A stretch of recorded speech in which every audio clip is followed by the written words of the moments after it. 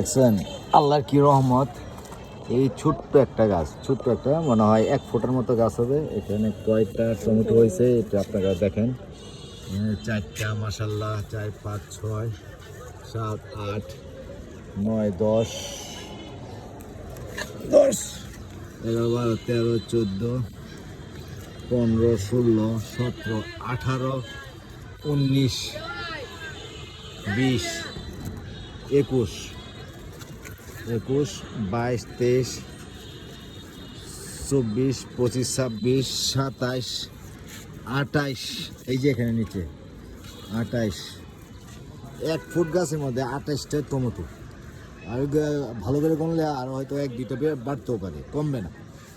এই সমস্যা আমার এটা হচ্ছে আমার টমেটো ফলন।